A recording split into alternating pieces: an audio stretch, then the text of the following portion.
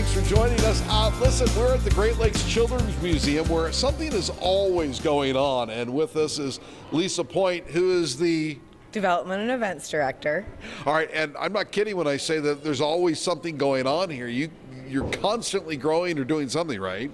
Yeah, it's really exciting. We just came up with a new logo. We just had a new logo designed for us, and it really commemorates the fact that, we've been around for 16 years, but actually we're really moving in the last 3 years towards a play place for young children and turning it into a credible facility for early childhood learning and development, which is exciting. And we were just talking about, if you can maybe be able to see the garden behind us here, and you were talking about why it's so important for young children to hear words and to say words and do all that. Talk a little bit about that.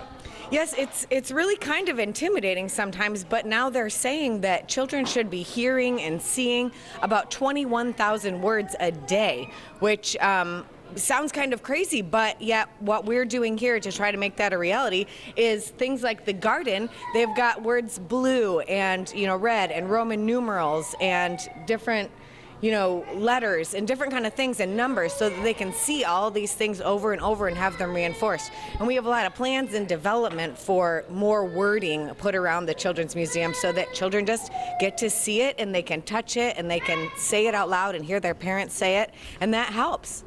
I don't even think I know 21,000 words. That may be true. All right, so you're going more into a learning sort of environment for the kids. Still a play place, but still a learning environment. Yes, exactly. We're really focusing on the educational quality of all our exhibits. What we've done over the last 3 years is revamp all of them so that the educational quality is deeper and richer so that teachers can come along and make more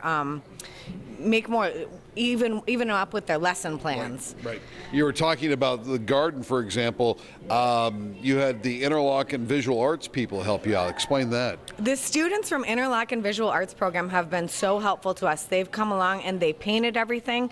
The exhibit itself was built by Maritime Heritage Alliance, and we have so many partnerships with all other community nonprofits and schools and everything. We try to keep everyone in the community involved in some way if they can.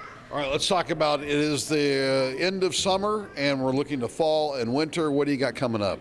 Oh my goodness. Well, for fall, as far as activities, we have these really cool member nights, which are done from 5 to 7 in the evenings, which are only available to members, but one member child can bring in a friend. Oh, okay. So you can always, bring a friend to introduce them to the museum. And we do fun stuff like we have snacks and games, and I think our September one is Build a Scarecrow. I want to say it's September 22nd that evening, and then we have an October member night, and we try to schedule them. We probably don't have one in November and December because everyone's really busy, right. But in the off months when people are looking for something to do, that's where we're trying to do extra activities on the weekends and things. And you were saying earlier that it's been kind of a crazy busy summer for you. How was the summer? It's been a great summer, honestly.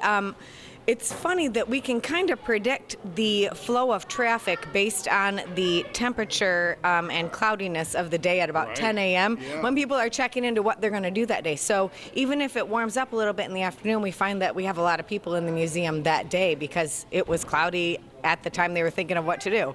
Great Lakes Children's Museum is right on M22 near Greilickville. And is the canoe, the rather large canoe that's out front, is that new?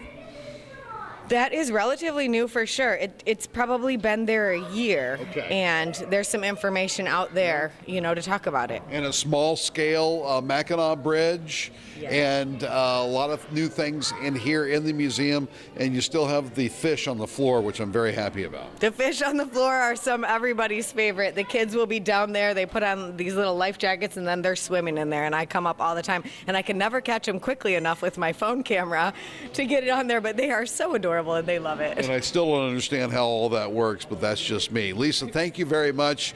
Great Lakes Children's Museum, where can they find you on the World Wide Web? That's www.greatlakeskids.org. Excellent. Thank you. Thank you. All right. At the Great Lakes Children's Museum, I'm Vic McCarty for My News 26.